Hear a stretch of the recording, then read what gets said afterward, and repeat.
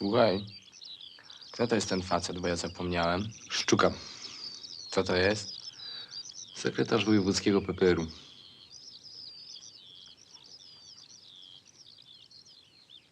Proszę pana. Zmykaj stąd. Proszę pana, niech mi pan otworzy kaplicę.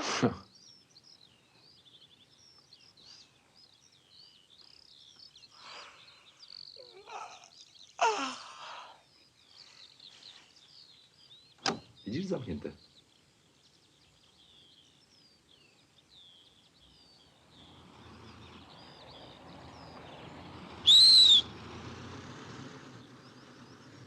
Uciekaj.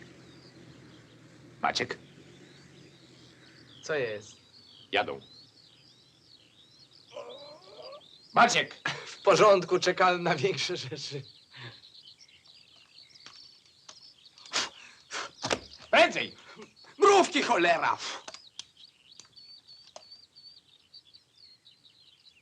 Uciekaj. Uciekaj stąd. Idź. Szybciej, panowie. Panowie, szybciej, szybciej. Samochód, już! Panowie, nadjeżdżają już samochód, szybciej!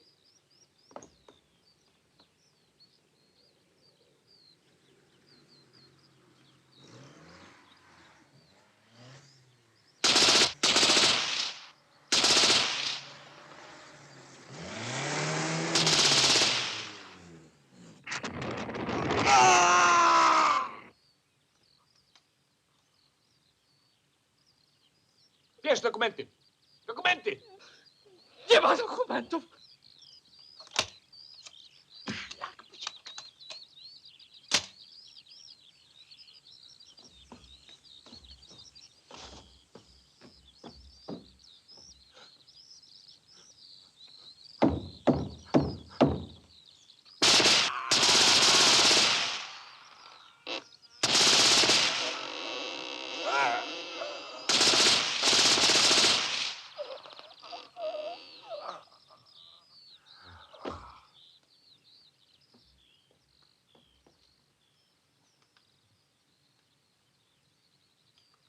Jezus Maria. Uciekajmy. Uciekajmy!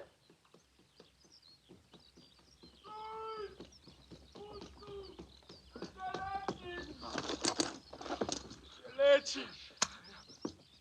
No czekaj! No. Szybciej.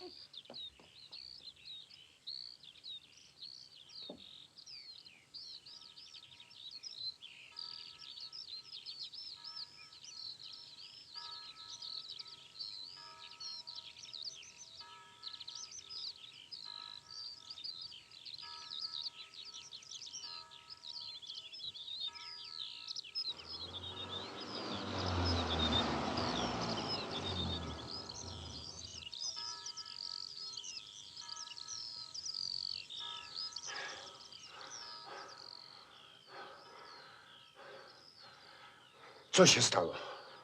Dwóch naszych zabito. To się stało. Smolarski.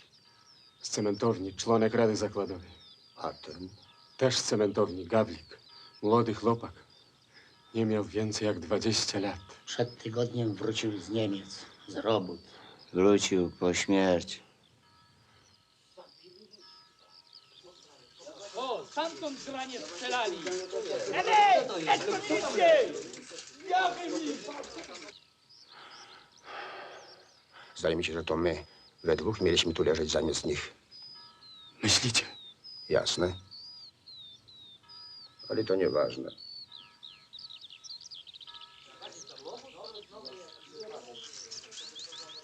Kazik, chodź tutaj, zobacz. Przepraszam was, towarzyszu. Moje nazwisko Szczuka. To wy jesteście tym sekretarzem KW, który miał do nas przyjechać. Zgadza się? Chciałbym was o coś zapytać. Zresztą nie ja jeden, my wszyscy. Powiedzcie mi, towarzyszu, jak długo tacy ludzie będą musieli ginąć? To nie pierwsi. I nie ostatni. Przeraża was to? Każdy chce żyć. Mało to nas zginęło przez te lata. Wiecie, że Smolarski stracił dwóch synów? Jednego w 39, a drugiego w 43 tutaj Niemcy rozstrzelali. A teraz sam leży. Za co? Kto go zabił? Polacy? Powiedzcie, jak to długo będzie jeszcze trwało? Byłbym złym komunistą, towarzysze, gdybym miał was pocieszyć jak naiwne dzieci. Koniec wojny to nie koniec walki. Walka o Polskę, o to, jaki ma być nasz kraj, dopiero się zaczęła. Dziś, jutro, pojutrze, każdy z nas może zginąć. No dobrze, my was rozumiemy. Ale co mamy powiedzieć w domu jego żonie? Co mamy powiedzieć? Ciężko mi o tym mówić, towarzysze, bo ja dobrze wiem, że te kule przeznaczone były mnie, a nie tym dwom. Głowy do góry. Trzeba robić swoje, póki człowiek żyje. To jest ważne. Nadajemy komunikat nadzwyczajny. Dzisiaj, 8 maja, na gruzach stolicy Niemiec Berlina podpisany został przez naczelne dowództwo niemieckie akt bezwarunkowej kapitulacji Niemiec. W imieniu naczelnego dowództwa niemieckiego akt kapitulacji podpisali Keitel, Friedeburg i Stumpf. Z upoważnienia Naczelnego Dowództwa Armii Czerwonej złożył swój podpis marszałek Związku Radzieckiego Żukow. Z upoważnienia Naczelnego Dowództwa No co z nim? Ekspedycyjnych Sił Sprzymierzonych Z nim? Powiedział. Powinien już być. Słuchaj, skąd ma te informacje? Od swojego pryncypała. A ten jego pryncypał to kto? Prezydent miasta. Ten kretyn jest jego sekretarzem. To on tak, na dwa fronty. Nie znoszę takich kombinacji.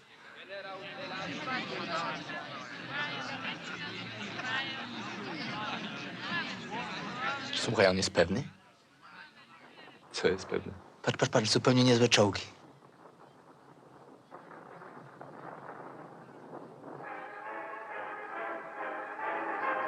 Polskie czołgi ruszają do walki. O! Zobacz. Czołem, panowie. Spóźniłeś się. Miałeś komplikacje? Nie, przebierałem się. Co ty, ślub bierzesz? Nie, skąd? Cały bankiet na mojej głowie, proszę. Daj mi to. Słabo widać, za jasno. Słuchaj, Andrzej, nie licz więcej na mnie, jeśli chodzi o takie historie, wiesz? Dobra, nie bój się. Nie, jakieś informacje, tak, ale nie takie hece, nie. Nie zawracaj mi głowy. Maciek, Co jest? idziemy. Gdzie idziecie? Jesteśmy proszeni na bankiet. Nie wykupiajcie się. Nie bój się, wiem co robię. Nie ma co ryzykować. Nie zawracaj mi głowy. Cześć. Cześć. Cześć.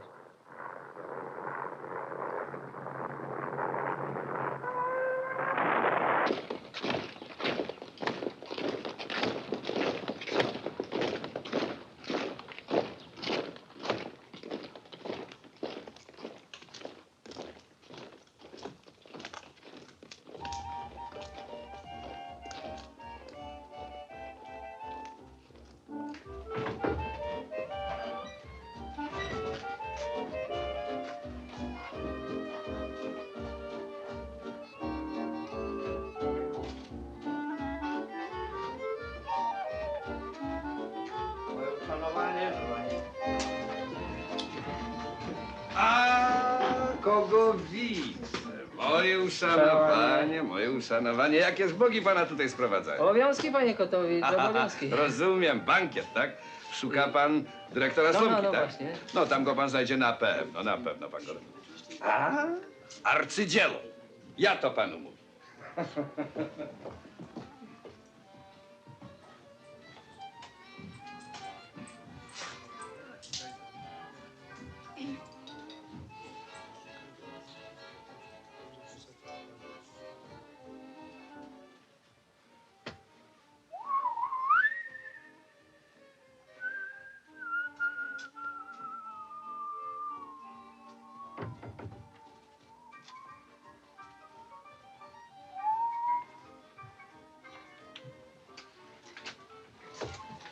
Panie, jak zdrówko?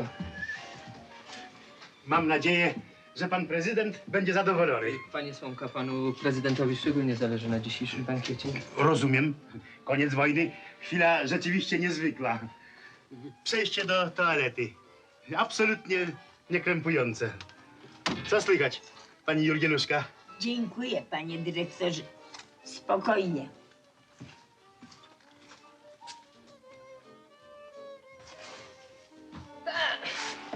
No tak, na oko to nieźle wygląda. Zapewniam pana, panie sekretarzu, że w smaku wygląd okaże się jeszcze lepszy. Tak. Chodź, idziemy. Poczekaj, widzisz, jaka ładna dziewczyna? A daj spokój. Chodź, napijemy się po jednym.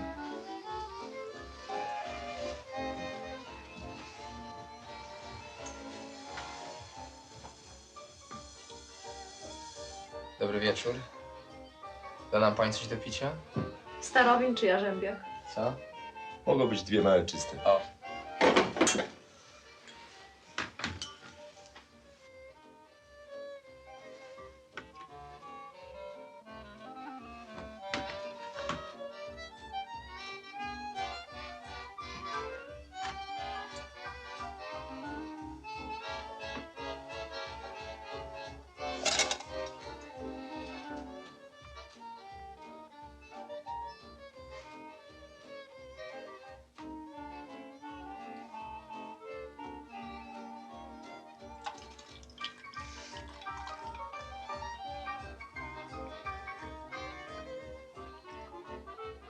Panno Krysiu! Słucham, panie redaktorze. O, świetnie, ładne imię, Krystyna. Przestań się wygłupiać. Ja się nie wygłupiam. Pij wódkę, idziemy. Dwie duże, czyste i dwie wody sodowe. Ładny ten bar, nie pani?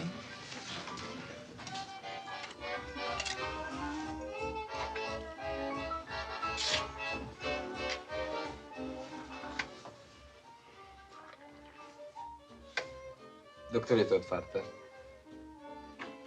O 3:00 zamykamy. Lubi pani fiołki? Bardzo. Ja też. Maciek?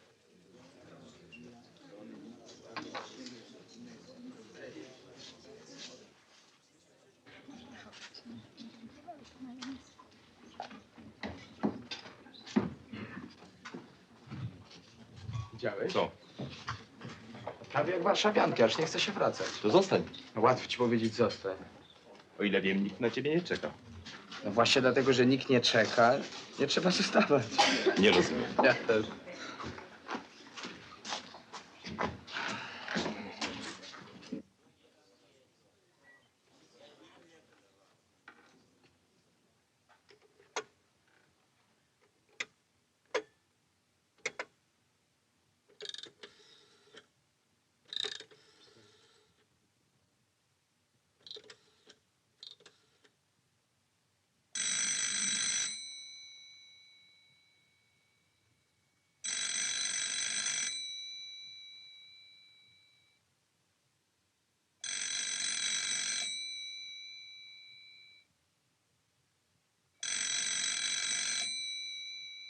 To pewnie pan.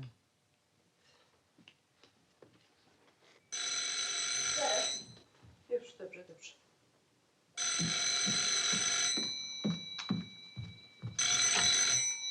Halo? Tak. Staniewiczowa. Zaraz przełączę.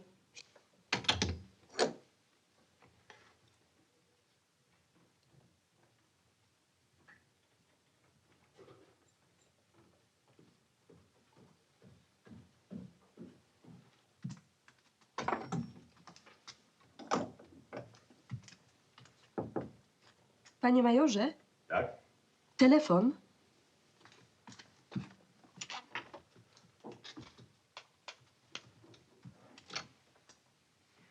Halo? Halo? Mówi Andrzej. Andrzej? Chciałem pana zawiadomić, że sprawa jest załatwiona. Wszystko w porządku. Tak. Tak. Żadnych komplikacji. Tak. Tak. Dzień dobry. Dzień dobry. Macie pokój dla towarzysza Szczuki? Rezerwowany przez komitet miejski. Oczywiście, wszystko w porządku. Zarezerwowałem 18 na pierwszym piętrze. Służę panu. Tak. Tak. Chwileczkę. Halo? Co się z panem dzieje? Na spacer pan poszedł? Zaraz, nie rozumiem. Interes się nie udał. Tak, teraz jasne. No, trudno. Dobrze, niech pan przyjdzie. Natychmiast.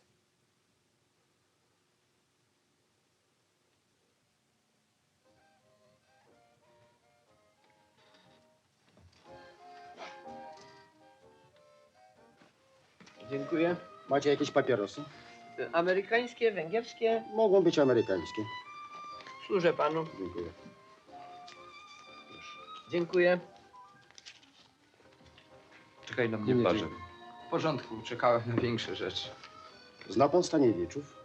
A owszem, proszę pana, owszem. Czy mieszkają tam, gdzie przed wojną? Tak, to niedaleko stąd, zaraz o tamto. Mają telefon, połączyć może?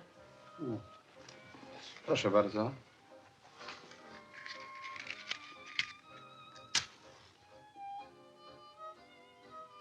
Dziękuję. O, to ich numer telefonu, 1214. Służę panu. Kluczyk. Zatem o której godzinie ma się odbyć ten bankiet? O 11? Tak jest. Samochód zaczeka na nas.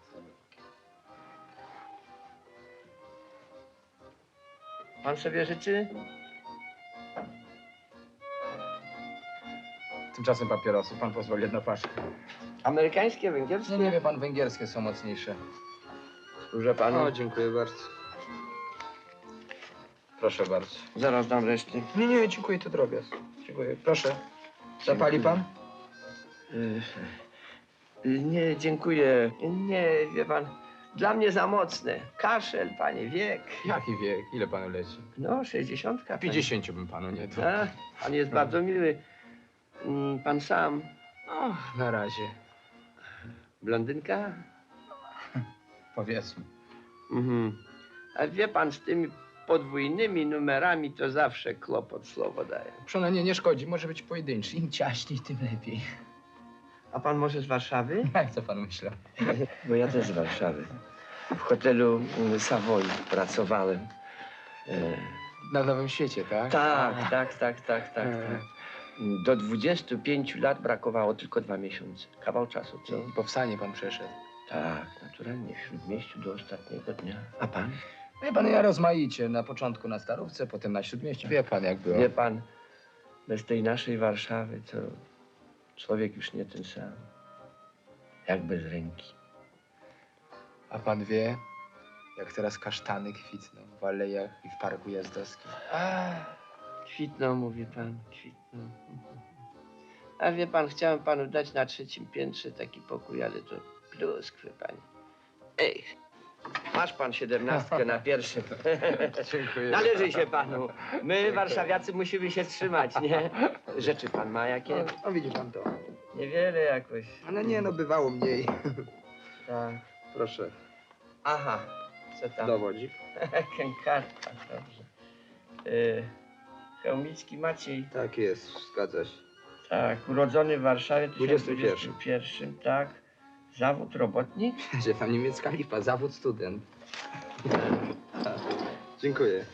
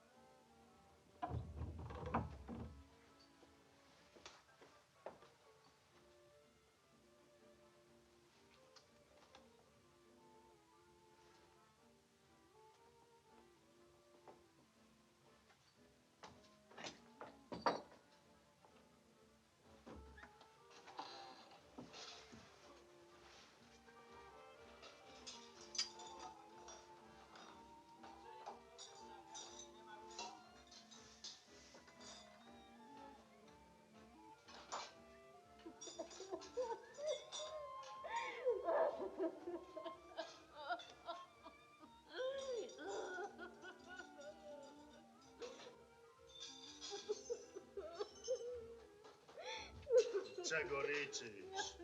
Kuchni ci co nagadali. Głupia jesteś, zazdroszczą ci. Więc co? Staśka zamordowali, zastrzelili dranie. Jakiego Staśka? Kto zastrzelił? Mojego narzeczonego, Gawlika. O łatry przeklęte, żeby im Pan Bóg najcięższe skonanie zesłał. Siadaj. Po co go mieli zabijać? A ja wiem po co. Pewnie nieprawda. Ale nieprawda.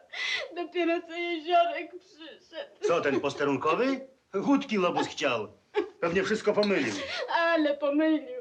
Powiada, wiecie, po południu 2 z cementowni zastrzelili. Mnie od razu coś tknęło. Pytam, kogo zastrzelili? A on powiada, Smolarskiego i Staśka Gawlika. O Jezu, myślałam, że trupem padnę. Tak mnie coś w sobie ścisnęło. Na miejscu powiadał. Chcieli podobno kogo innego, ale tych 2 to przez pomyłkę ukatrupili. Napij się. Trudno. Co się stało, to się nie odstanie. I nie rycz. Pończochy ci dam. O, też pan, no, to jest dobry sobie, tak mu jak mu to pilno. A co?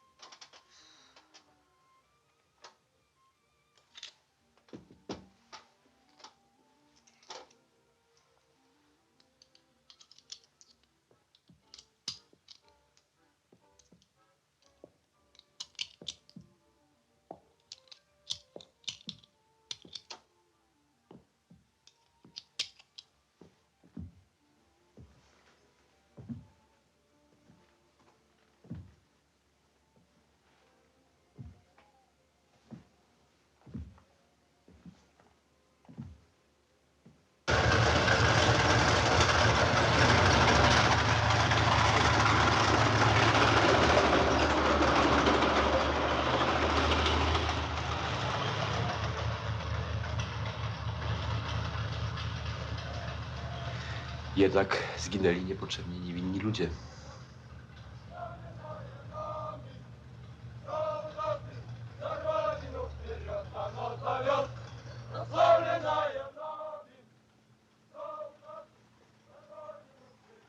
Wyrzuty sumienia. Sądzi pan, majorze, że nie na miejscu? Wie pan, kto zginął? Robotnicy z cementowni. Sytuacja jest jasna. Został popełniony błąd. Błąd trzeba naprawić. Panie majorze, chciałem pana zapytać. Słucham. Czy Szczukę trzeba rzeczywiście zabić?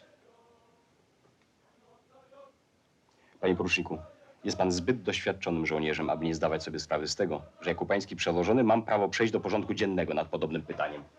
Myślę... Nie pytam, co pan myśli. Czekam na odpowiedź. Tak. Cieszę się, że jesteśmy jednego zdania. Niemniej jednak odpowiem panu. Rozumiem pańskie wątpliwości. Nawet dziwiłbym się, gdyby ich pan nie miał. Sytuacja jest bardzo skomplikowana i trudna. Ale lata wojny nauczyły nas, że sprawy trudne należy oceniać prosto i jednoznacznie. Żadnych kompromisów. Albo, albo. Od kiedy jest pan w konspiracji? Od 1940. I o co pan walczył? O wolność Polski. Ale czy taką, jak teraz Polskę pan sobie wyobrażał? Pan, panie poruczniku, nie może nie wiedzieć, że w tej Polsce zarówno dla pana, jak i dla tysięcy takich jak pan istnieje tylko jedna możliwość – walczyć. Gdzie pan pójdzie ze swoją ankietą personalną? Wszystko w tym kraju jest przed panem zamknięte, prócz jednego – więzienia. Wiem. A teraz jeśli chodzi o tego pana, który sprawił nam trochę kłopotu.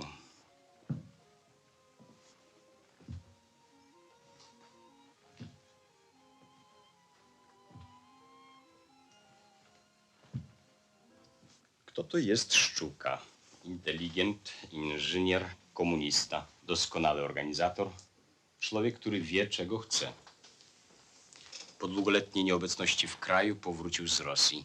Skierowano go na robotę w Komitecie Wojewódzkim PPR-u. A pan, panie poruczniku, zdaje sobie sprawę, jaki jest zakres władzy pierwszego sekretarza. Zręczne zlikwidowanie takiego człowieka powinno zrobić dobre wrażenie. Jest to akcja, która musi mieć duży rezonans zarówno w sensie politycznym, jak i propagandowym. Szczególnie teraz, kiedy na naszym odcinku w terenie sytuacja poważnie się skomplikowała. Otrzymałem meldunek, że dzisiejszej nocy oddział kapitana Wilka został otoczony przez wojsko i UB. Są duże straty w ludziach. Tylko kilku grupom udało się uratować. To przykre, ale o ile zna Wilka, da sobie radę.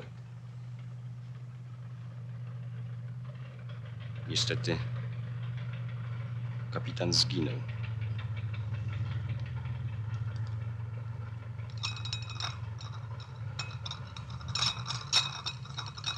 Trzeba przyznać, moi drodzy, że u pułkownikowej doskonale się wypoczywa.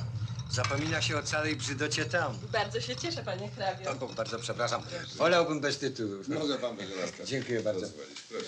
A jakżeś tam nasze sprawy? Raczej na dobrej drodze. Czy aby to na pewno moja złota? Na pewno. No, zapomina pani, w jakich czasach żyjemy. Dzisiaj nie ma nic na pewno. Ach, skądżeś taki pesymizm? Nasi przyjaciele pozostaną zawsze naszymi przyjaciółmi.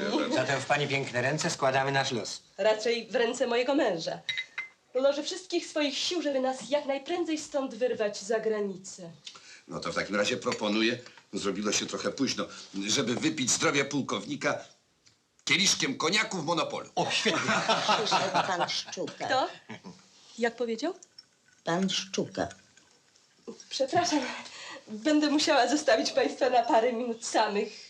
Takie drobne, okropnie nudne interesy. Współczuję ci, moja złota. Interesy są zawsze bardzo nudne. I coraz trudniej bez nich żyć. Właśnie.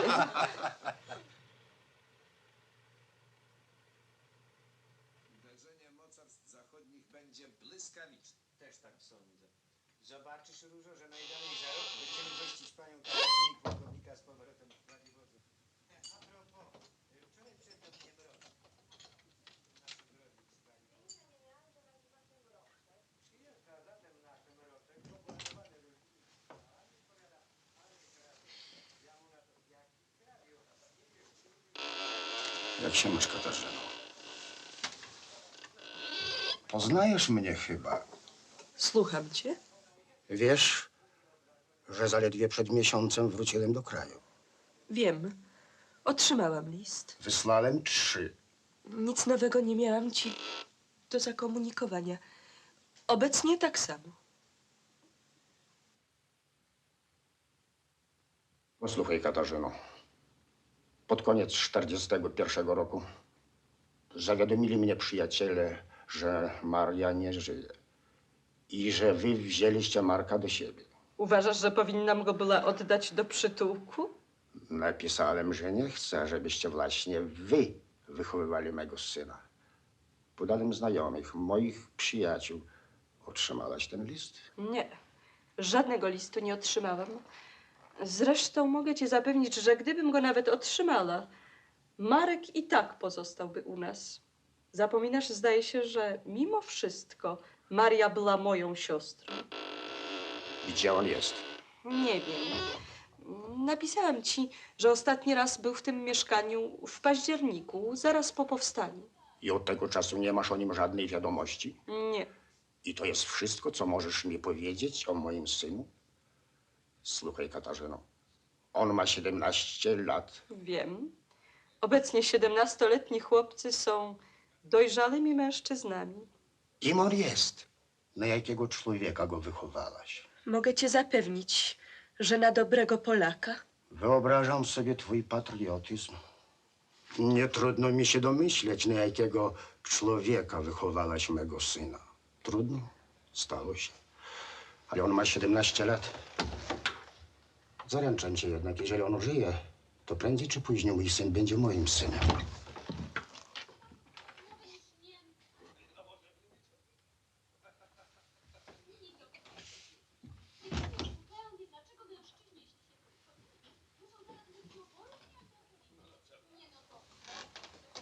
Nie, nic ważnego.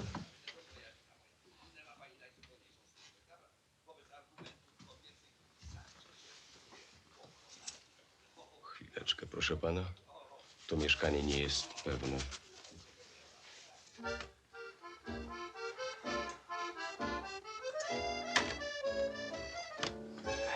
Spieszy się pan. Skąd umówiłem się? Z kobietą. Niezadowolona. Kto? No pani. Ja? A cóż mnie obchodzi, z kim się pan umówił? Nic panią nie obchodzi. Mam nadzieję, że nic. No jeżeli nie uwierzy, Proszę bardzo, jak sprawi to panu przyjemność. w takim razie nie wierzę.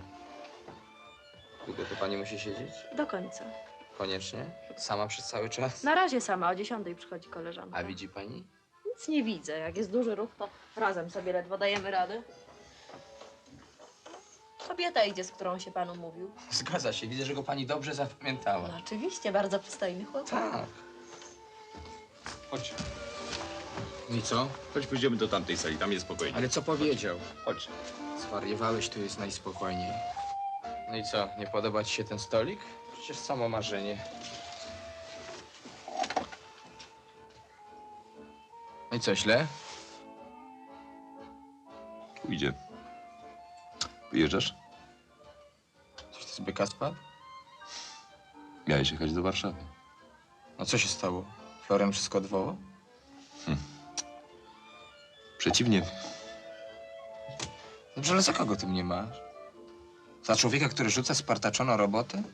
Zgadnij, kto mieszka w znakomitym hotelu Monopol w pokoju numer 17 obok wiadomego nam pana. W porządku, Maciek.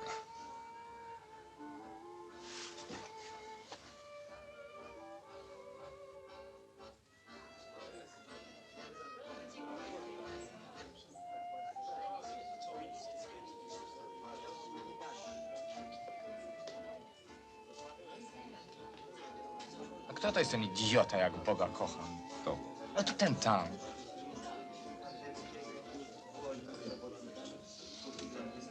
Głupie ma plecy. Z przodu też idiota. Dziękuję bardzo. Dobry wieczór, Dobry pan Patryś. wieczór. Czysta z wermutem, jak zwykle. Koniaczek, wyjątkowo koniaczek. A jakiś interes się panu udał? Artystyczny. Dziękuję. No a jak z występami, panie Kotowicz? Znakomici, znakomici.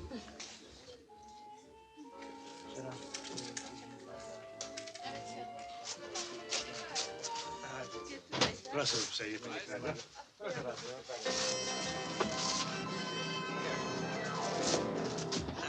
Proszę Państwa, rozpoczynamy nasz wieczór artystyczny. Dzisiaj świętujemy wielki dzień. Skończyła się wojna. Któż temu dorówna? Być może uczyni to niezrównana i wspaniała Hanka Lewicka w swoim repertuarze.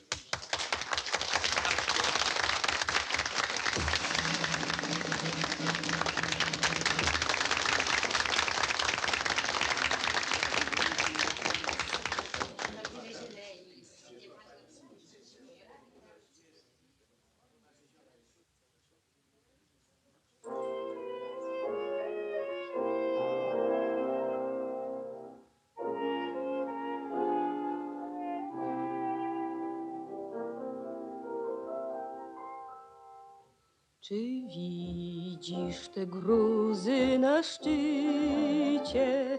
Tam wróg twój się kryje jak szczur. Musicie, musicie, musicie za kark wziąć i strącić go z gór.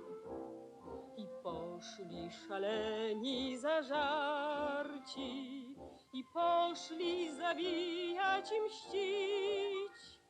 I poszli jak zawsze uparci, jak zawsze o wolność się bić. Pamiętasz? Co? Spirytus u Rudego. Nie. Nie pamiętasz? Kiedy to było? Pamiętam. Nie wygłupiaj się. Nie! Nie pamiętam.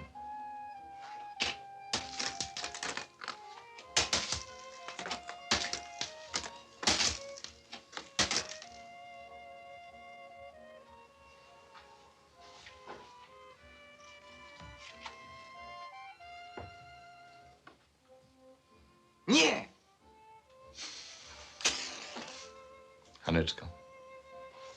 Bilga. Kosobucki. Rudy. Kajtek.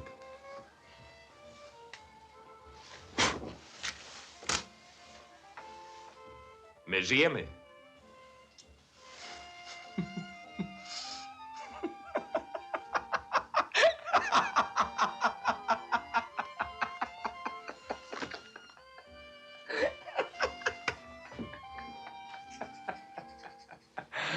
A jednak to były czasy, Andrzej.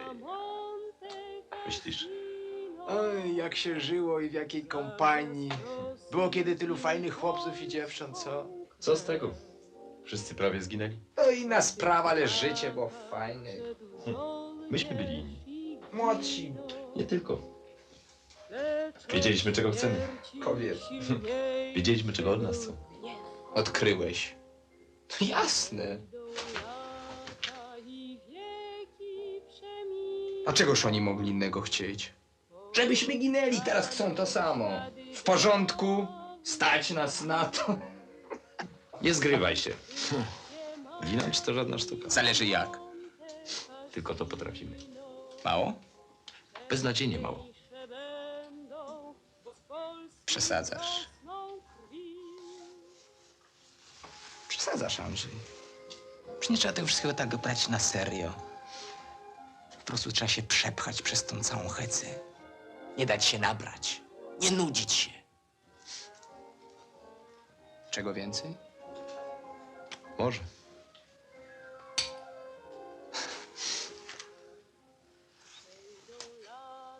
I wieki przeminą, pozostaną ślady dawnych dni i wszystkie maki na Monte Cassino czerwieńsze będą, bo z polskiej wzrosną krwi.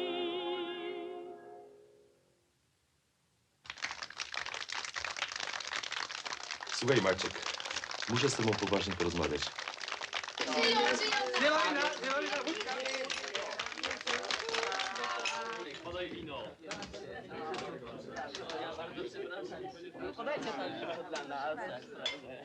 Ależ te bydło hałasuje.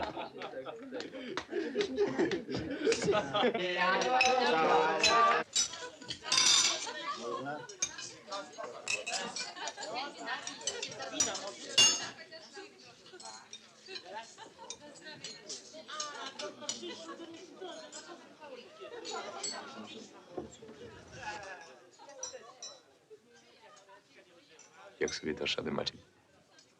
Z tym panem? Nie bój się, poradzę sobie. Słuchaj, ja za to odpowiadam przed Florianem. W porządku, ja odpowiadam przed tobą. Zawsze ktoś przed kimś musi odpowiadać. Poza tym jest jeszcze jedna okoliczność. Rozkaz będzie wykonany. Jaka okoliczność? Po pierwsze, rozkaz Floriana, żebym ja osobiście nie brał udziału w tej historii. No? Poza tym, ja muszę się tu likwidować i to prędko. A to coś zupełnie nowego. Idę na miejsce wilka. Na miejsce wilka? A co z nim? Idę na miejsce wilka. W porządku, następny.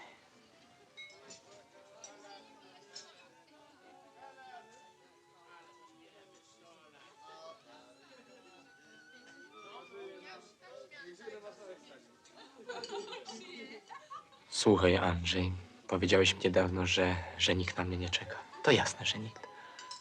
Weźmiesz mnie ze sobą? Poważnie, Maciek? Poważny? No, w tym kraju nic nie jest poważne. Ale wiesz, przyzwyczaiłem się. Jak mnie weźmiesz, pojadę z tobą. Kiedy jedziesz? Rano. O 4:30. Widzisz, Maciek, masz cholernie mało czasu na zrobienie tego faceta.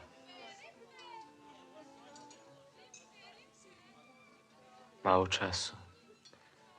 Zaraz ta cała stypa zacznie się koło godziny 11. Pewnie potrwa jakieś 3 godziny. 3 godziny. Nie, sprawa jest prosta. Wróci pomieszkać. No więc Maciek, do zobaczenia. I bracie, nie zabałagań się. Nie, cześć.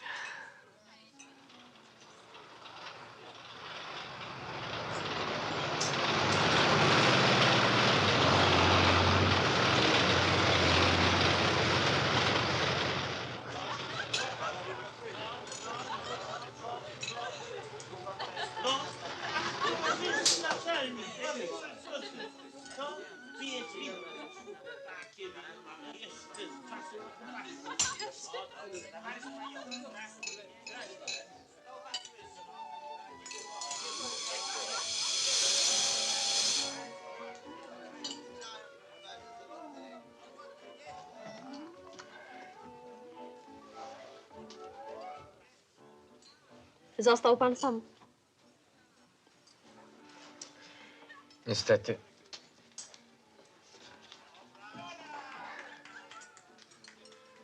Kiedy przychodzi pani koleżanka o 10:00? Tak. To powiedzmy, może się pani zwolnić koło godziny w 10:30, co? No powie pani, że panią głowa boli, źle się pani czuje, coś w tym rodzaju. Nie mogą zaczekać. Chciałem zapłacić. Nie mogą zaczekać. Płacić chciałem. No i co, zwolni się pani? No powiedzmy, i co dalej? Mieszka w Monopolu. Naprawdę? Bardzo ładnie z pana strony. Pierwsze piętro pokój 17. Jest pan tego pewien? Łatwo sprawdzić. Bardzo żałuję, sprawdzam tylko rachunki. Tylko? Wystarczy, nigdy mi się nie zgadzają. Rzeczywiście tylko rachunki pani sprawdza? Nie, ale tym razem naprawdę pani może sprawdzić. Na pewno się pani nie pomyli. Więc? Więc?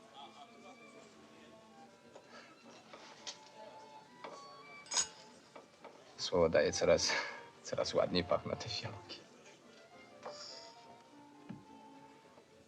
Pokój 17.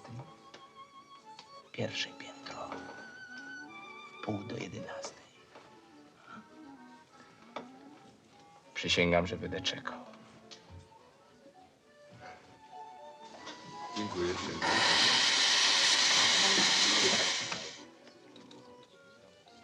Panno Krysiu?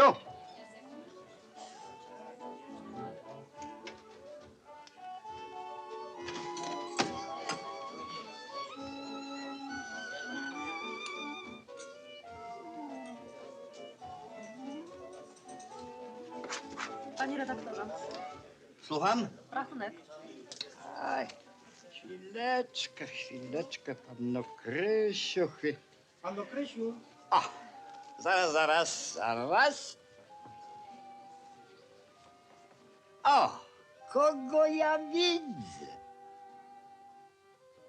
No, jakże się pan bawi? Pan wybaczy, ja tutaj jestem służbowo. O, widzę, że prześwietny magistrat. Coś nie łaskaw dla prasy. Nic mi o tym nie wiadomo. Ale zaproszonka na bankiecik nie przysłało się jednak. Bardzo przepraszam. Otrzymał zaproszenie redaktor Pawlicki. Ej, Pawlicki. A redaktor Pieniążek to już się w ogóle nie liczy, co? Pan wybaczy, listę gości przygotowywał sam pan prezydent. O! Właśnie. Pan kolega Święcki. Nie, pan prezydent Święcki, pan prezydent. Co mi się pan tak przypatruje? Nie. Nic. Przyszła mi właśnie taka myśl do głowy, która mogłaby nieco i pana zainteresować. Nie?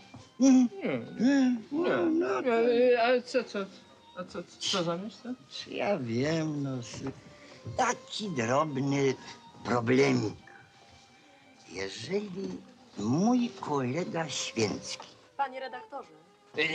jeżeli pan woli, mój były kolega Święcki wyjedzie do Warszawy, zabierze czy nie zabierze ze sobą swojego obecnego sekretarza?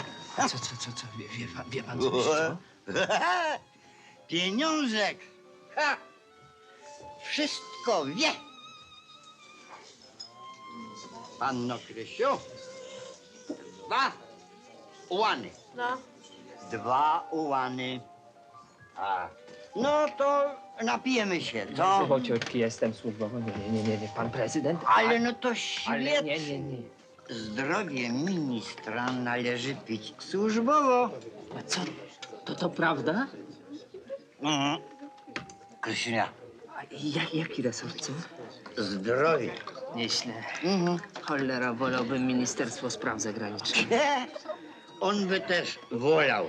No to zdrowie MSZ-u, no. Ale co, weźmie mnie ze sobą, jak pan myśli? Weźmie. Gówno zawsze na wierzch wypłynie. Krysinia. Zobaczy pan za 5 lat. A no, zobaczę. No to za tę 5-latkę.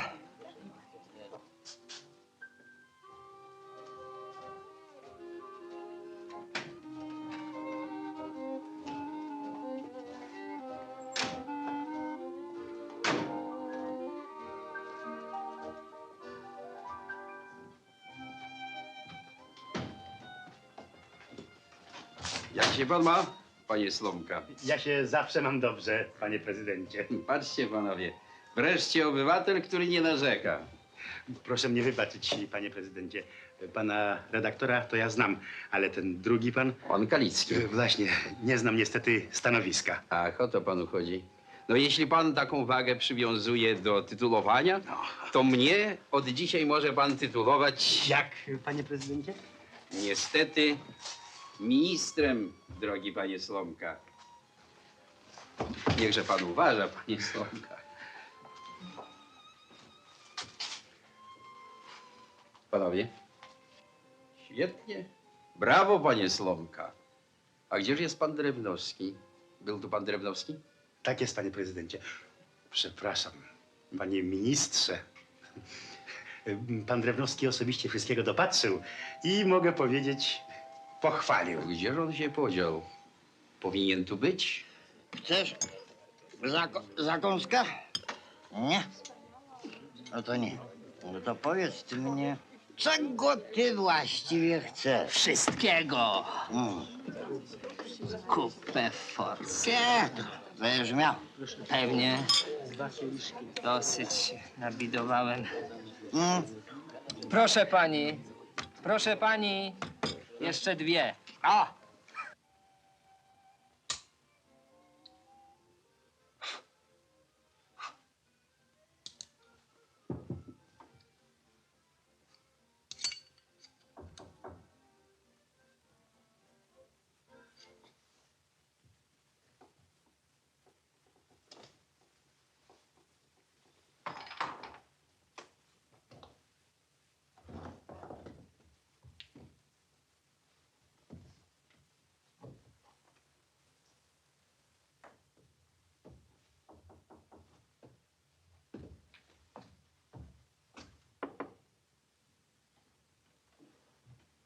Kto tam? Ja.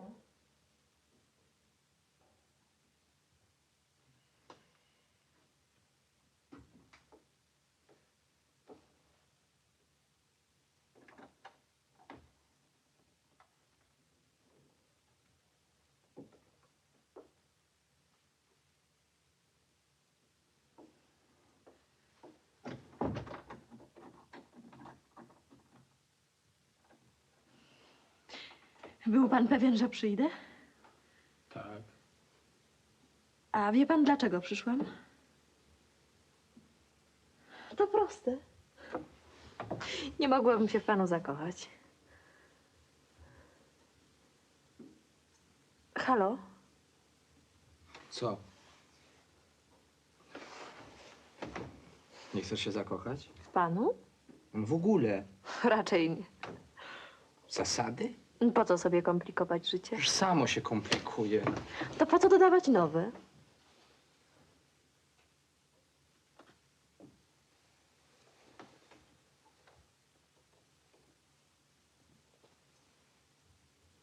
Halo?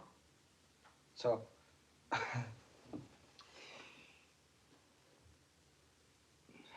Opowiedz mi coś o sobie. Co? Po co?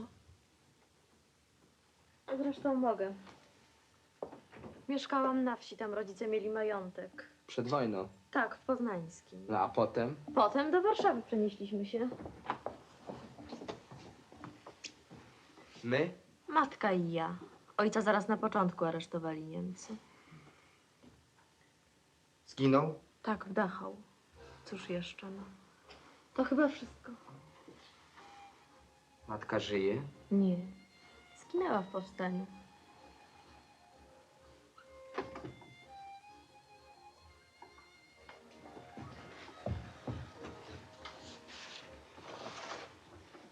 A rodzeństwo? Nie mam na szczęście. Na szczęście? No mniej strat. Tak, to prawda. A ty nie masz żadnej rodziny? Żadnej.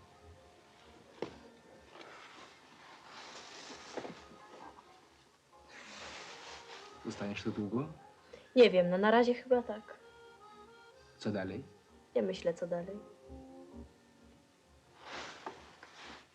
Wiesz, ja nie byłem pewien, że ty przyjdziesz. Przecież wcale mnie nie znasz. Ty mnie też. O, dobra, dobra. No chodź. No, zaprosiłeś, czy nie? No, jesteś sekretarzem ministra, czy nie? Zaprosiłem, ale nie w tę stronę. O. Aj, no, obie strony są dobre. Dla mnie od dzisiaj tylko jedna. Gadanie, można raz tak, raz inaczej. Ale Zawsze obie strony są dobre. Zabierzesz ze sobą Drewnowskiego? To jasne. Dobry wieczór, towarzyszu. Proszę. Proszę dalej. Drewnowski to wspaniały chłopak. Z awansu.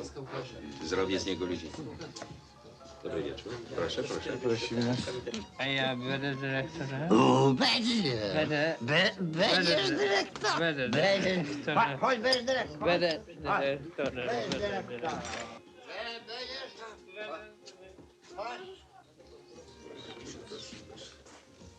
Dobry wieczór, proszę. Proszę, tam dalej. Jurgieluszka.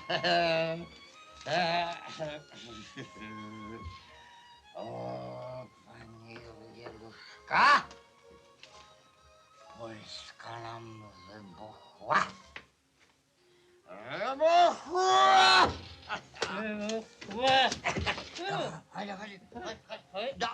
Dokąd idą panowie dyrektorzy?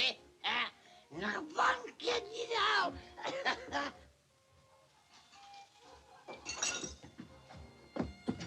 Ja poprowadzę cię w jasną przyszłość.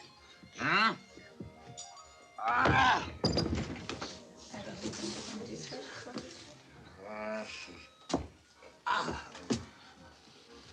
Co to znaczy, panie Drewnowski? Gdzie pan był do tej pory? Co robi ten tulobus? Właśnie tak się złożyło. Ja myślałem, panie prezydencie, przepraszam, panie ministrze, że prasa, że w ogóle... Cóż za bzdury pan tu opowiada? Co z panem jest? W porządku. Moje gratulacje. Pan minister pozwoli, że w imieniu dziennikarzy demokratycznych cześć, czuwaj. Proszę. Czuwaj! Już. Daj. To skandal, panie Drewnowski. Ej, co jest? No. Ja ma... Ну вот, празднуем счастливый день. Поздравляю вас с победой. Dziękuję, towarzyszu majorze. Всего хорошего. Proszę bardzo, zajmijcie się towarzyszem majorem. Towarzyszu Szuka, pozwólcie. Towarzysz Brona, szef Urzędu Bezpieczeństwa. Nie mogę wam w oczy spojrzeć po tym, co się dzisiaj stało. Inaczej sobie to w lesie wyobrażałem. Ale już nie jesteśmy już w lesie. Witajcie, towarzyszu. Witajcie, proszę. Dzień dobry, witajcie. Proszę. Ty się wynoś. Nie pójdziesz? Nie. Jest demokracja, czy nie ma demokracji? No proszę, siadajcie, towarzysze. Siadajcie. Proszę. Пожалуйста. Nie pójdziesz, poczekaj. O, grozisz? Zobaczysz. Ty mnie grozisz? A kto kadził sanaty? Milcz, bydlak! Kadziłeś? Zamkniesz mordę? Nie kadziłeś? No powiedz, że nie kadziłeś, sanacji, no. No, A ty? A ty? kadziłem.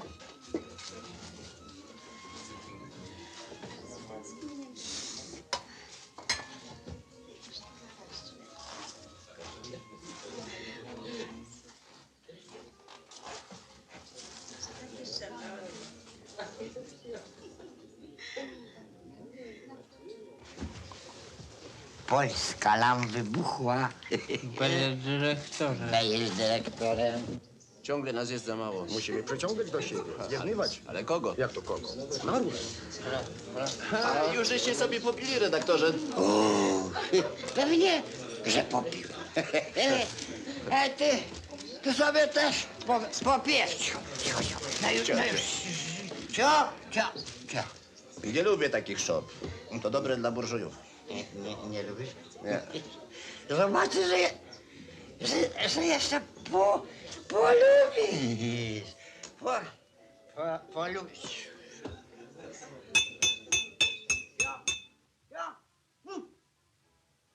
Pan święcki minister.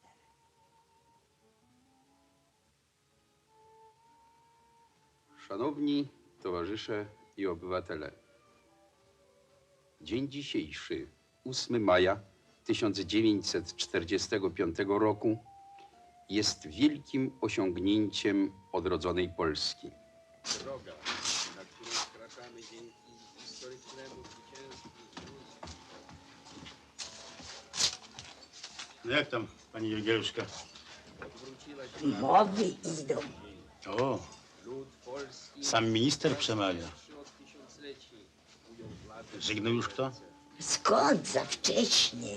Wszystko ma swoją kolejność, proszę pana. Teraz są mowy, później ludzie będą tutaj biegać.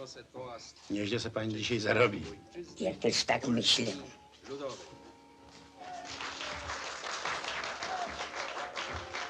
Pewnie solenizant. Jaki solenizant?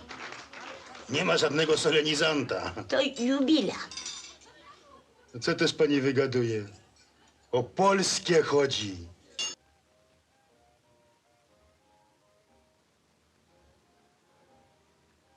Wiesz, co mi przyszło do głowy?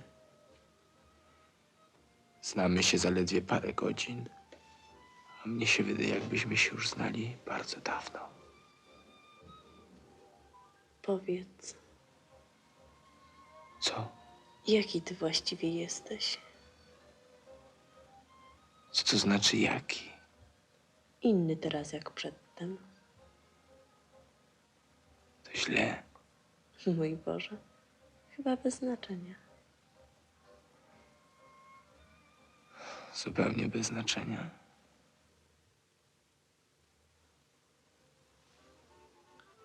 Zimno ci? Trochę.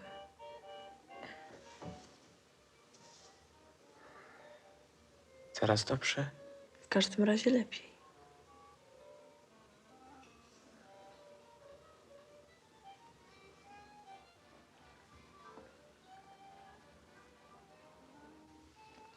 Dlaczego zawsze nosisz takie ciemne okulary?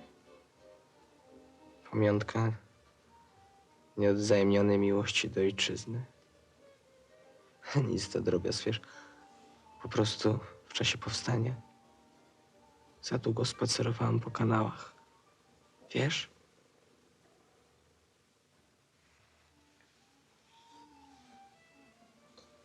Nie, nie, Co nie? nie chcę. To nie ma sensu. Dlaczego? No nie rozumiesz. Wyjeżdżasz stąd. Przecież nie chcę żadnych rozstań. Żadnych wspomnień, w ogóle nic, co można ze sobą zostawić.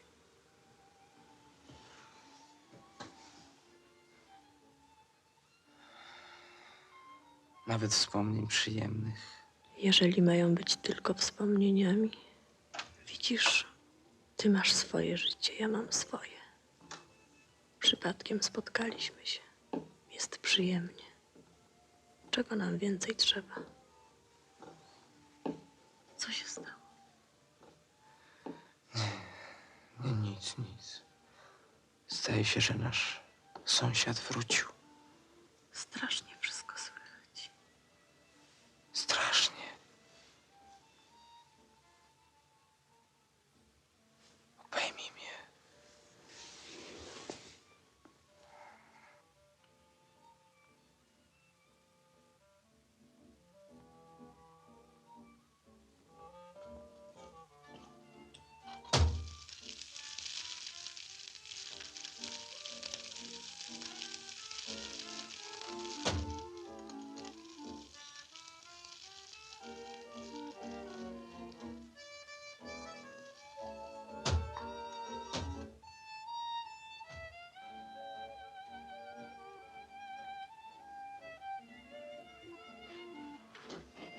Ma pan papierosy? Oczywiście, proszę pana. Amerykańskie, węgierskie. Mogą być węgierskie.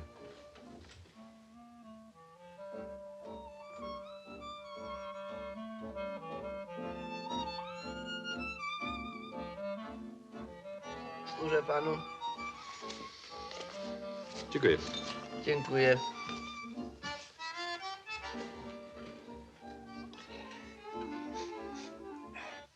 Co robisz jutro? No właściwie dzisiaj. Już jest dzisiaj. Spędzimy ten dzień razem. Co? No, wiesz przecież.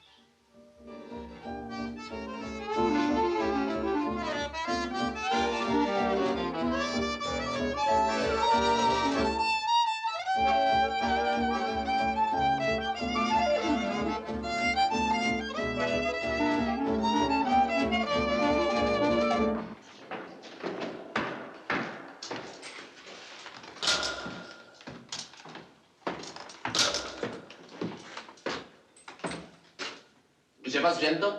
W lesie międzyborskim. Z bandy Wilka. Z oddziału kapitana Wilka. Jak się nazywacie? Krzysztof. Tylko tyle? Krzysztof Zawadzki. Wasze nazwisko? Odwrócić się. Ile macie lat? 100. Ile macie lat? 101.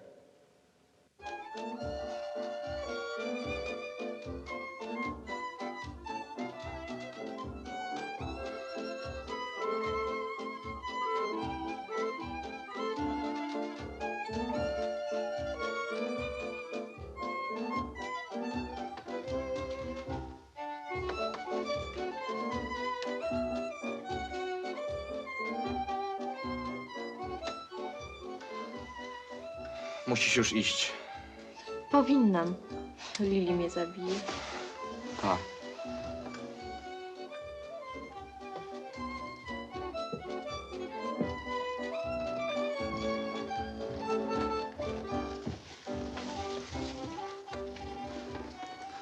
Czy mogę prosić o ogień? Ogień, proszę.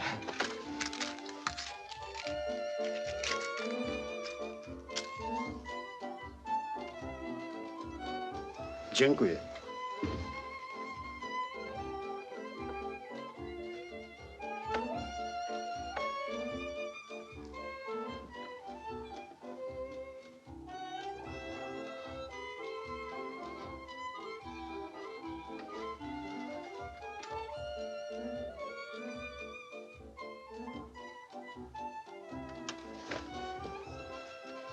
Co się stało? Nic. Zostań ze mną jakieś pół godziny. Tak? Tak.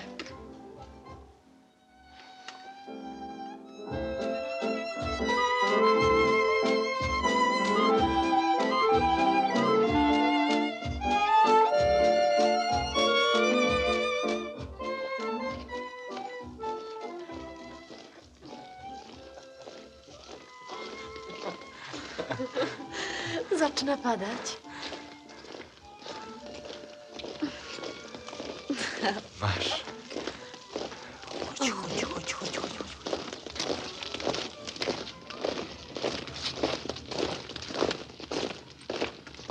O czym myślisz? Nie chcesz powiedzieć? Nie. Wiesz, tak, zamyśliłem się. Tak. Myślę o tym, o czym nie powinienem myśleć, ale już nie myślę, koniec. Nie patrz na mnie z takim wyrzutem. Wcale nie z wyrzutem. Tylko? A jeszcze nie wiesz. Lunie, za chwilę. Chcesz wracać? Nie. Boże, jakie życie może być piękne. Odstukaj. Ale przecież to było tylko pragnienie. Odstukaj. Братья, дивизии идут на бой за родину, на бой. И прощаю родину. Życie jest niebezpieczne. Chodź, schowamy się tam. Chodź tu.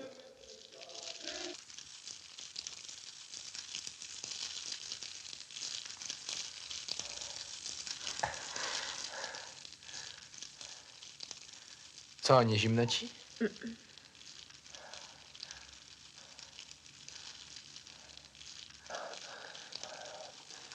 Popatrz, jakiś stary nagrobek.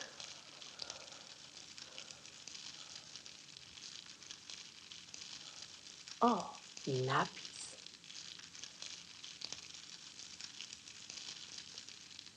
Coraz to z ciebie jako z drzazgi smolnej wokoło lecą szmaty zapalone.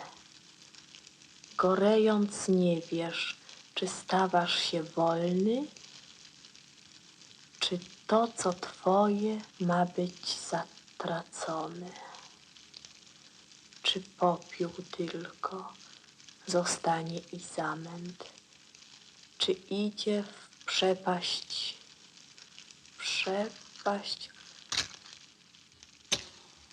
z burzą?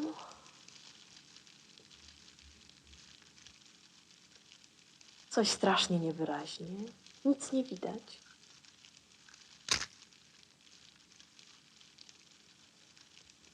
Norwid.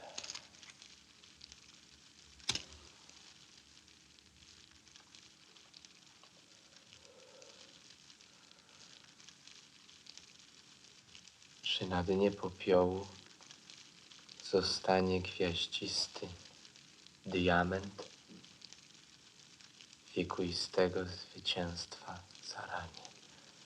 To ładne. Czy zostanie na dnie popiołu gwiaździsty diament?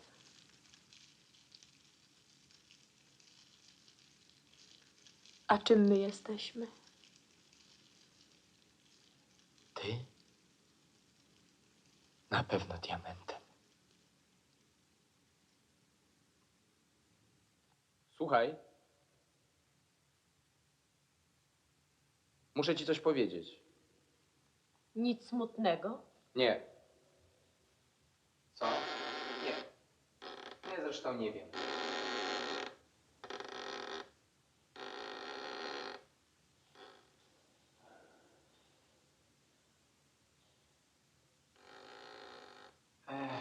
Nie wiem.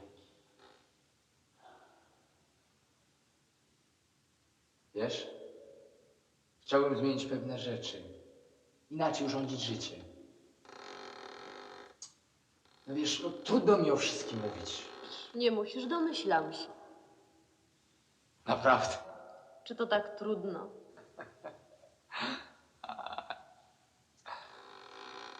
Wiesz, ja dotychczas nie zastanawiałem się nad wieloma sprawami.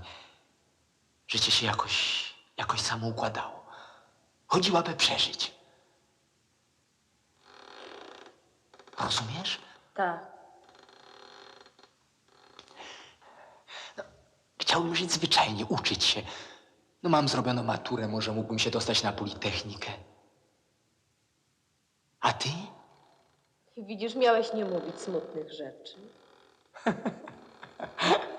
To smutne. Mam odpuchać. Ach, Boże, gdybym ja wiedział wczoraj to, co wiem teraz. Nie przyszłabym wówczas do ciebie. Wiesz,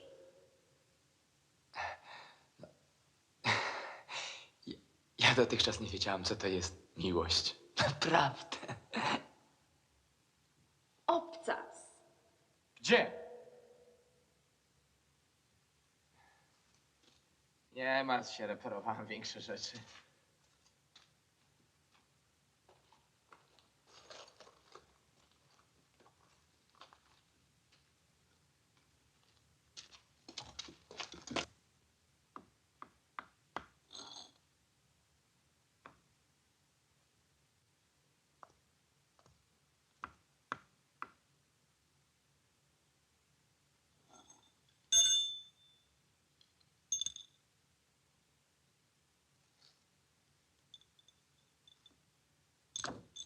Co jest?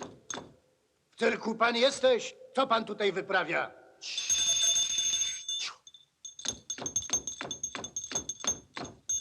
Przecież nie widzisz pan, że się kobiecie nieszczęście stało? Co mam po nocy szewca szukać? Panie! Wstyd! Pani też się powinna wstydzić. I to się nazywają młodzi. Nawet umarłych uszanować nie potrafią. Że co? Nie widzi pan? Panu wesoło. A tu taka wesołość, że 2 ludzi dzisiaj zamordowanych leży. Maciek, co robisz?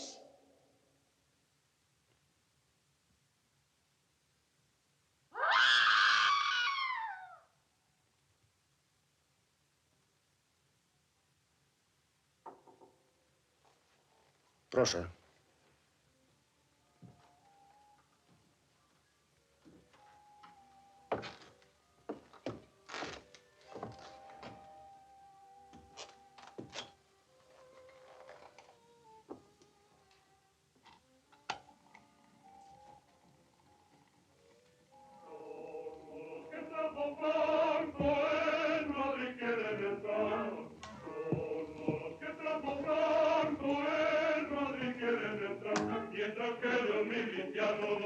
Gdzie to było? Nie pamiętacie? Strasznie się wtedy zalałem. To wino jest cholernie zdradliwe. Tak? Albaceta. Pierwsze dni. Hiszpanii. Grabowski zginął w lesie. Kubacki we Francji w 44. Pamiętasz, było nas wtedy na początku 36. Kto został? Dobre były czasy. Teraz też będą dobre.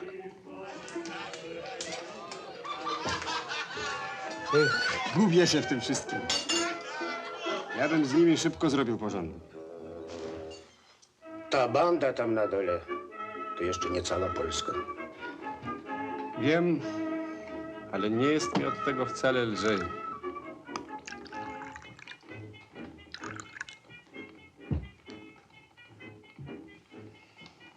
Nie umiem rządzić. Nie ucz się tego, Franek.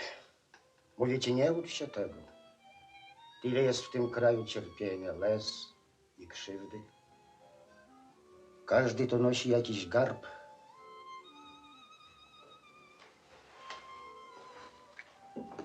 Ucz się rozumieć. Co tu rozumieć?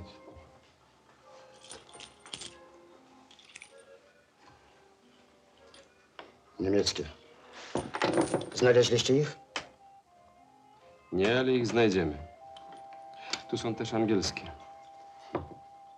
Kiedy się dostaje z bliska, nie ma żadnej różnicy.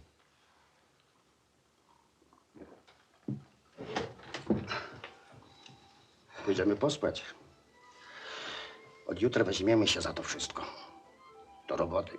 Dzień będzie ładny, deszcz już przestał padać. Do jutra. Salut. Do jutra. Salut.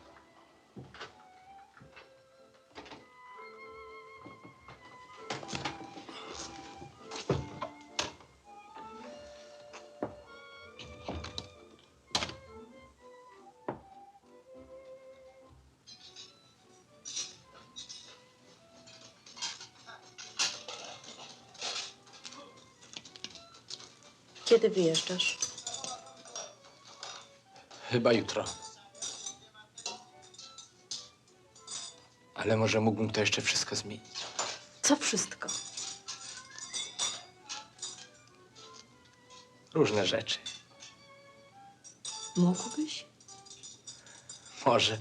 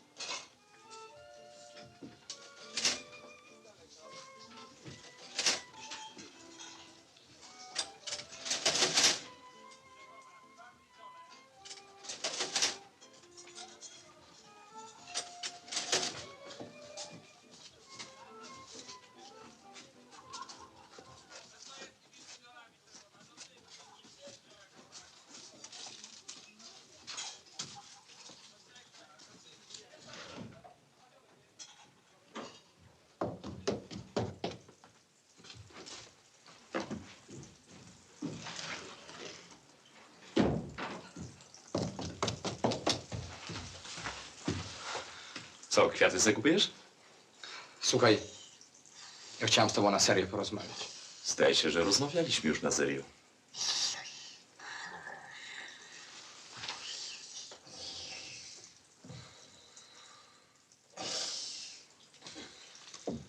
Więc?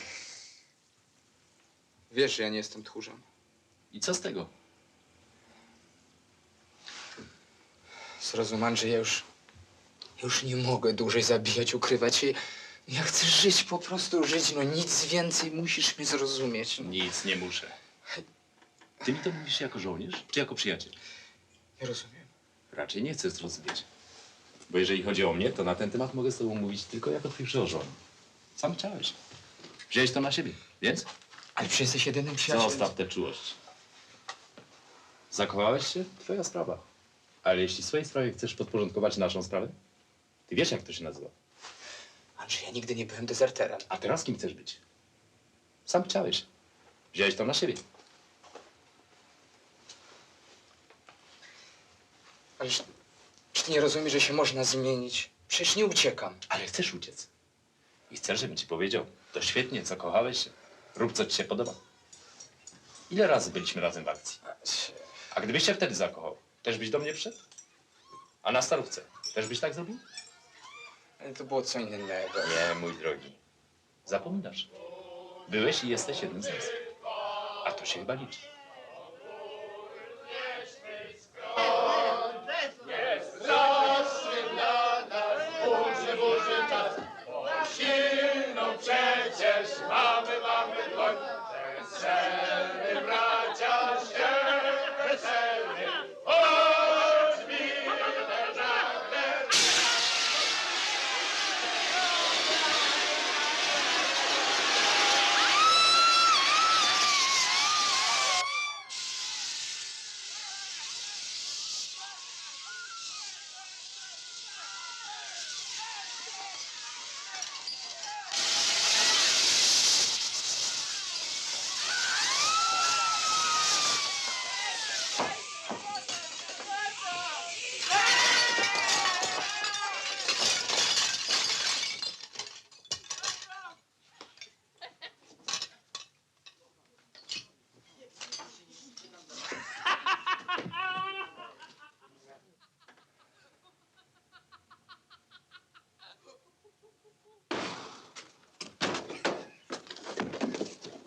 No, doigrałeś się. Z karierą możesz się pożegnać. Jutro inaczej będziesz śpiewał. Zgnoi się minister. Siarawano. Zgnoj mnie. Teraz łobuz mnie zgnoi. Życie. Do Mekska. Niech się pan napije. Niech się pan napije.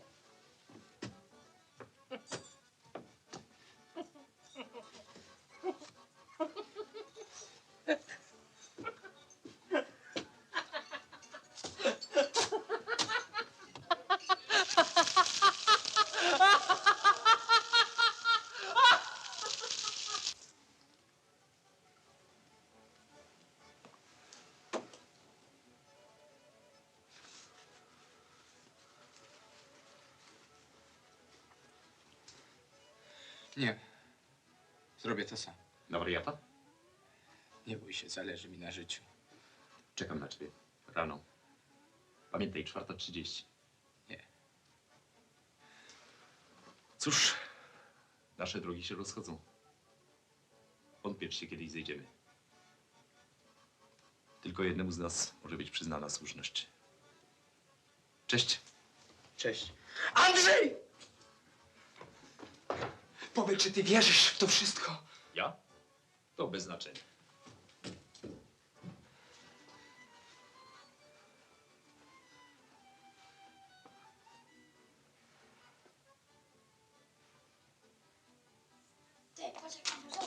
Ej, panie! Panie, kup pan fiołki, niech pan kupi fiołki. Zośka, do domu chodź, Zośka.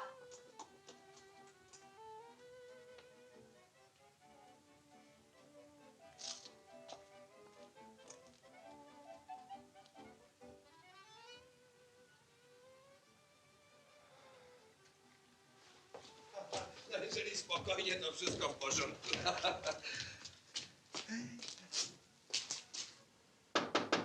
Proszę. Przepraszam bardzo, towarzyszy Szczuka. Ważna sprawa. Przychodzę z polecenia majora Wrony. Proszę bardzo. Czy wy, towarzyszu, macie syna? Marek, 17 lat. Przykra sprawa. Co się stało? Należał do bandy Wilka. Jest u nas. Poczekajcie, major Wrona przyśle wam samochód. Powiem portierowi, żeby was zawiadomił. Dobrze, zaczekam. Dziękuję, poruczniku.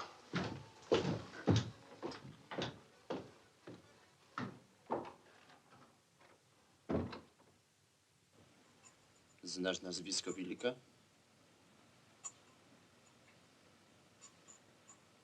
Nie, Co robiłeś w czasie powstania? strzelałem. Do Niemców. Teraz do Polaków. Pan do wróbli.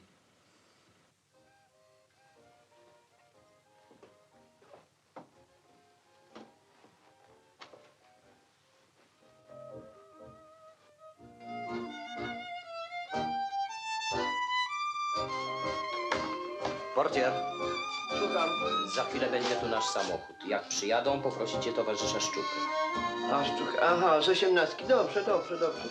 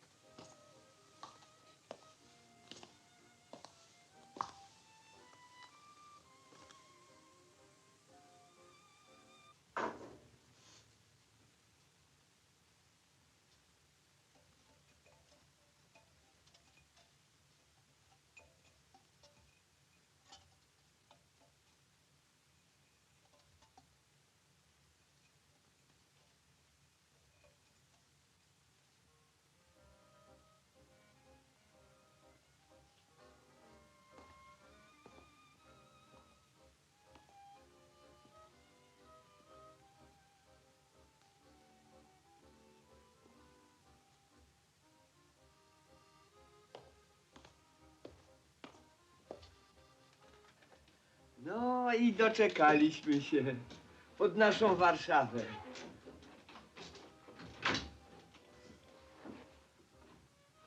Piękna jest noc, trzeba się przejść przed wyjazdem. Co, pan już wyjeżdża? Niestety żonę mam zazdrosną.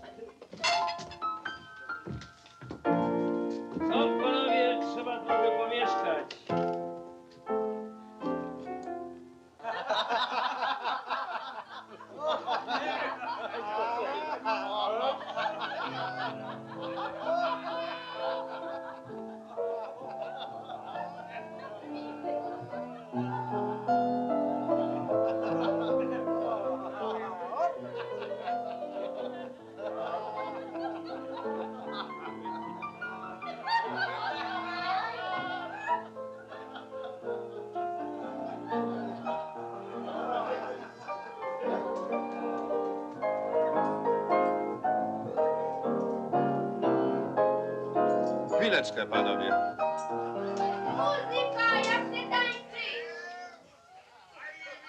A mama. Czy jesteście panowie artystami, czy nie jesteście? O tej godzinie? Panie dyrektorze. Dla artysty pora nie powinna odgrywać żadnej roli. Żądam bezwzględnego posłuszeństwa. Tam, tadam, tadadadadam, tadam. O. Kiedy to nie wyjdzie, panie To my dyrektorze. tego nigdy nie grali. Nie przyjmuję żadnych wyjaśnień. Młody człowieku, adur, adur.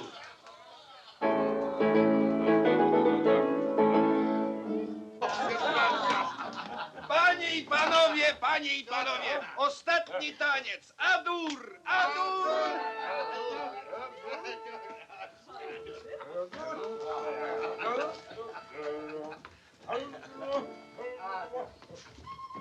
O! Proszę.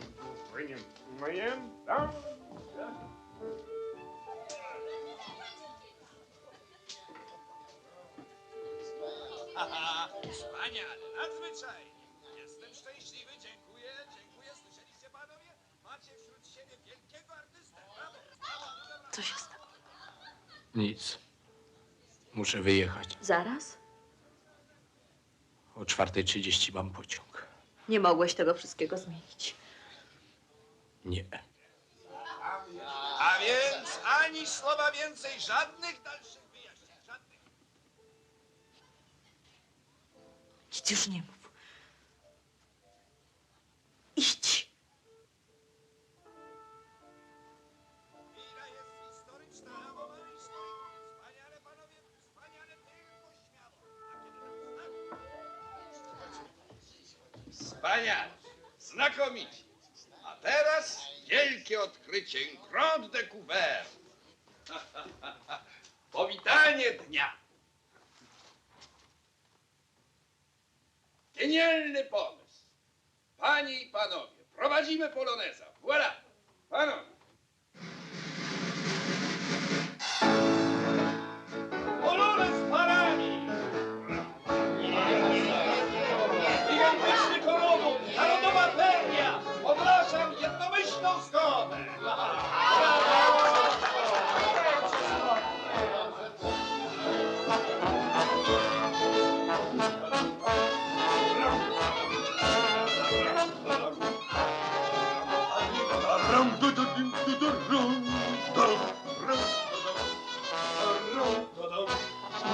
Wesoło, co? Ba, żeby to w naszej niezniszczonej Warszawie. No, dopóki ja tu będę, może pan liczyć na dobry pokój. Dziękuję, cześć.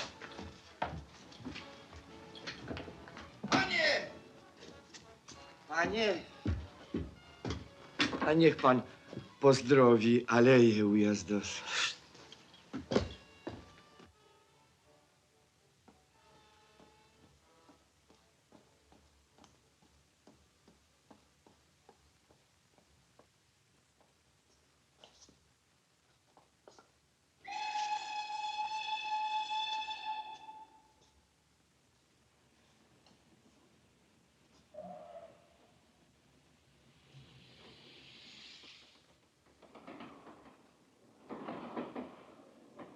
Cześć, czołem, cześć. Chodź tu. Chodź. Chodź. Oddaj to. Oddaj. Rozmyśliłeś się. Za co? Nie wiesz? Za co? Nie wiesz? Nie wiesz? Nie wiesz? Za co? Nie wiesz? Bohaterem chcę zostać. Przyszedłeś, bo cię koryto urwało.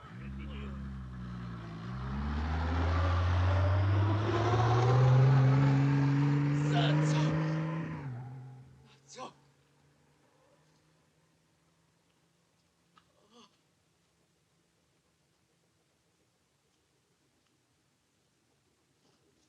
Maciek! Maciek! Maciek! Maciek! Maciek! No Maciek! Maciek, stój! Stój! Maciuś! Maciek, stój! Stój! Dobra, sobie przychodzę do niej. A on? Co ty, wariaty? On ma broń! Stój! Stój! Stój! Stój! Postrzelam!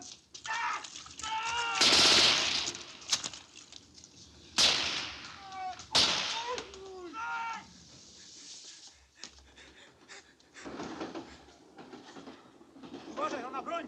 Gdzie jest? Chodźcie! Na prawo! Dawaj!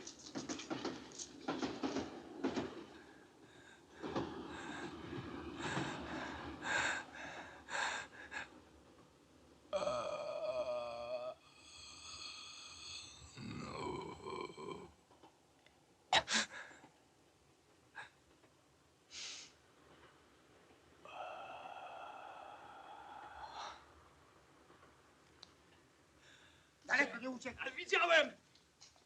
Tam jest! Dawaj!